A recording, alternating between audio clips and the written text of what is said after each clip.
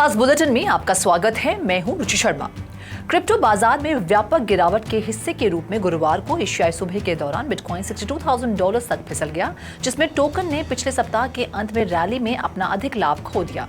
BTC की कीमत लगभग $61,500 है, जो पिछले 24 घंटों में लगभग 2% कम है। ईथर मार्केट कैप के हिसाब से दूसरी सबसे बड़ी क्रिप्टो करेंसी समान समय सीमा में 1% से अधिक की गिरावट के साथ $2,995 पर कारोबार कर रही थी। पिछले 24 घंटों में डोज, सोल और एवैक्स में 5% या उससे अधिक की गिरावट के साथ ऑल्ट कॉइन्स बेहतर स्थिति में नहीं हैं। इस बीच अगले 10 हफ्तों के दौरान लगभग $2 बिलियन के टोकन अनलॉक का तेजी से उत्तराधिकार ऑल्ट कॉइन्स के लिए बाजार को कम कर सकता है। सिर्फ बिकवाली के दबाव का सामना करने वाले ऑल्ट कॉइन्स ही नहीं, $11 बिलियन से अधिक मूल्य के बिटकॉइन को crypto exchange Gemini earn program और लंबे समय से बंद क्रिप्टो मार्केटप्लेस माउंट गॉक्स के लेनदारों को वितरित किया जाएगा। आगामी आपूर्ति घटनाओं के बीच एक बाजार पर्यवेक्षक ने सुझाव दिया कि FTX पुनर्भुगतान से कुछ राहत मिल सकती है। वैश्विक crypto currency market cap $2.27 trillion है, जो पिछले दिन की तुलना में 1.26% कम है। पिछले 24 घंटों में कुल क्रिप्टो बाजार का वॉल्यूम $65.2 बिलियन है, जो 1.32% की कमी है। DeFi में कुल वॉल्यूम वर्तमान में $7.16 बिलियन है, जो कुल क्रिप्टो बाजार 24 आवर के वॉल्यूम का 10.97% है। सभी स्टेबल कॉइन्स की मात्रा अब $59.73 बिलियन है, जो कुल क्रिप्टो बाजार 24 आवर्स की वॉल्यूम का 91.61% है। बिटकॉइन का प्रभुत्व वर्तमान में 53.22% है, जो दिन भर में 0.28% की कमी है। इकोनॉमिक सेक्रेटरी बिन अफलामी ने बुधवार को कहा कि मौजूदा यूके सरकार के पास आने वाले हफ्तों में स्टेबल कॉइन और स्टेकिंग सेकेंडरी कानून को लागू करने के लिए पर्याप्त समय होगा। मुझे पूरा विश्वास है कि हम जो हासिल करने में सक्षम होंगे वो स्टेकिंग और स्टेबल कॉइन से सेकेंडरी लेजिस्लेशन है। आने वाले हफ्तों और महीनों में ये दो चीजें पूर्ण प्राथमिकताएं हैं, अफलामी ने फाइनेंशियल टाइम्स क्रिप्टो और डिजिटल एसेट समिट में कहा। इस साल की दूसरी छमाही में चुनाव होने की उम्मीद है, जिससे करंट रूलिंग पार्टी कंजर्वेटिव्स के लिए अपने द्वारा किए गए सभी क्रिप्टो उपायों को लागू करने के लिए बहुत कम समय बचेगा। जापानी क्रिप्टो करेंसी एक्सचेंज कॉइनचेक को उम्मीद है कि special purpose acquisition company thunder bridge capital partners fourth के साथ मर्जर के माध्यम से नैस्डैक पर इसकी लिस्टिंग दूसरी या तीसरी तिमाही में पूरी हो जाएगी। टाइमस्केल थंडर ब्रिज फोर्थ के स्टेक होल्डर्स अमेरिकी सिक्योरिटीज एंड एक्सचेंज कमीशन और नास्डैक द्वारा अप्रूवल के अधीन है। टोक्यो बेस्ड कॉइनचेक ने बुधवार को एक घोषणा में कहा। मर्जर की घोषणा 2 साल पहले मार्च 2022 में की गई थी, जिसकी प्रारंभिक योजना उस साल की दूसरी छमाही में पूरी करने की थी। लक्ष्य को 12 महीने तक आगे बढ़ने से पहले जुलाई 2023 तक बढ़ा दिया गया था।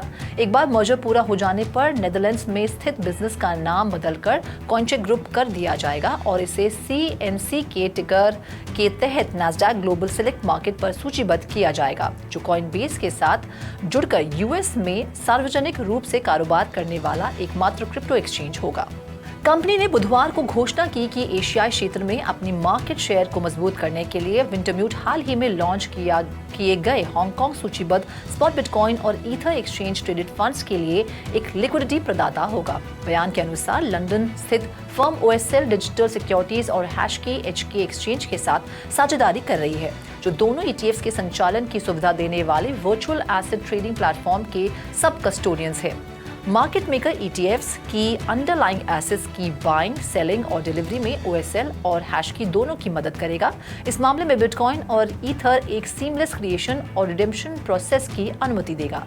3 हांगकांग लिस्टेड बिटकॉइन ETFs जो 29 अप्रैल को लाइव हुए ने अब तक अमेरिका में अपने समकक्षों की तुलना में धीमी शुरुआत देखी है। सोमवार को बंद होने तक उन्होंने केवल 4,400 बिटकॉइंस या लगभग $276 मिलियन एसेट अंडर मैनेजमेंट में थे। शिबा इनु ने अपने शिबेरियम प्लेटफॉर्म के लिए नए खातों में अविश्वसनीय वृद्धि देखी है। ये एक लेयर 2 समाधान है, जिसका उद्देश्य मीम इंस्पायर्ड क्रिप्टो करेंसी की कार्यक्षमता में सुधार करना है। शिबेरियम स्कैन का डेटा केवल एक दिन में नए खातों में उल्लेखनीय 1733% की वृद्धि दर्शाता है। नेटवर्क ने 780 नए खातों का स्वागत किया, जो एक दिन पहले दर्ज किए गए 45 खातों में से एक महत्वपूर्ण उछाल है। इस अचानक उछाल के पीछे का कारण अटकलों को जन्म दे सकता है, लेकिन ये निसंदेह शिबा इनू नेटवर्क के भीतर एक अनोखी और असाधारण घटना को उजागर करता है। नए खातों में तेजी से वृद्धि के बावजूद शिबेरियम ने के भीतर लेनदेन गतिविधि अभी भी अपने पिछले स्तर तक नहीं पहुंची है। पिछले दिन शिबा इनू नेटवर्क के भीतर केवल 5,900 लेनदेन दर्ज किए गए थे, जो कि वर्ष के पहले प्रतिदिन 7 मिलियन लेनदेन के अपने चरम की तुलना में उल्लेखनीय गिरावट है। टेथर ने अपनी ईस्टर्न यूरोपियन उपस्थिति को मजबूत करने के लिए CityPay.io में अतिरिक्त निवेश की घोषणा की। घोषणा के अनुसार फंडिंग से 600 से अधिक जॉर्जियन स्थानों में पेमेंट प्रोसेसर की पहुंच बढ़ेगी। CityPay.io ट्रेडिशनल इंस्टीट्यूशंस को क्रिप्टो में भुगतान प्राप्त करने के लिए बुनियादी ढांचे को मजबूत करता है और ये कंपनी से धन प्राप्त करने वाली पहली स्टेबल कॉइन बैक्ड एंटिटी बन गई है। उनकी सेवाएं वर्तमान में 400,000 उपयोगकर्ताओं तक पहुंचती है और कंपनी अपने विस्तार प्रयासों से 500,000 से अधिक क्रिप्टो पेमेंट्स पॉइंट्स बनाने की भी योजना बना रही है।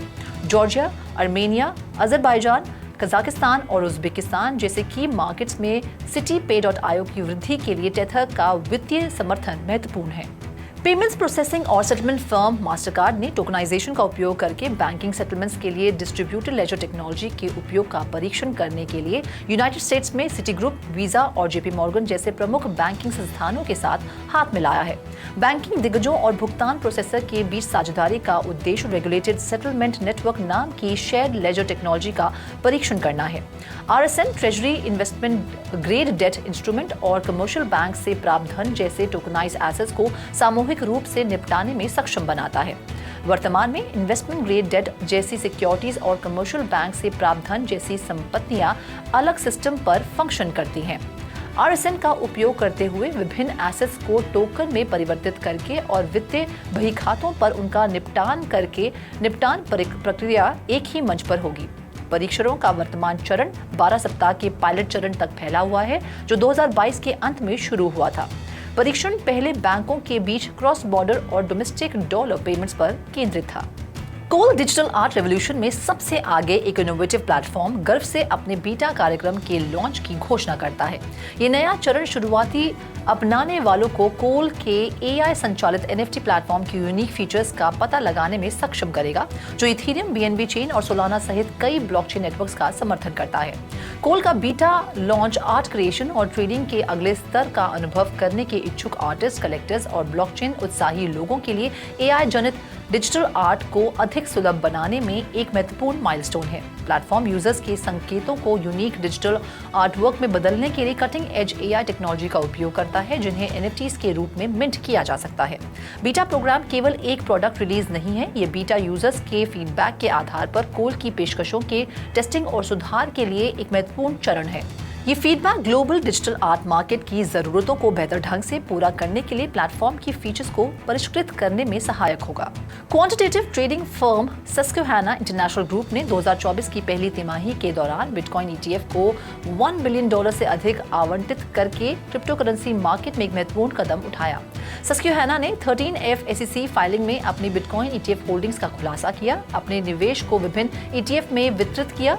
इसका अधिकांश निवेश 3 प्रमुख ETF बिटकॉइन ETF में है: ग्रेस्केल BTC, फिडेलिटी बिटकॉइन और ब्लैकरॉक बिटकॉइन। विशेष रूप से सस्क्वेहाना के पास ग्रेस्केल BTC के $1.09 बिलियन के शेयर्स हैं, फिडेलिटी BTC के $83.73 बिलियन के शेयर्स हैं और ब्लैकरॉक BTC के लगभग $23.6 मिलियन के शेयर्स हैं।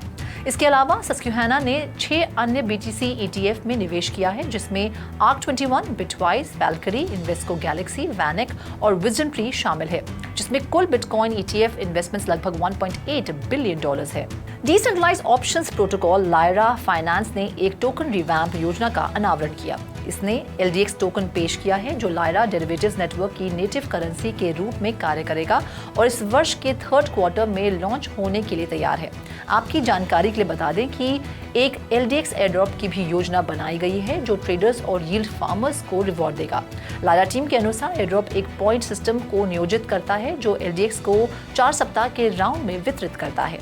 इस खास बुलेटिन में फिलहाल इतना ही। आप देखते रहिए 3.0 TV और ज्यादा जानकारी और स्टोरीज के लिए लॉग ऑन करें हमारी वेबसाइट www.3verstv.io पर या फिर QR कोड को स्कैन करें।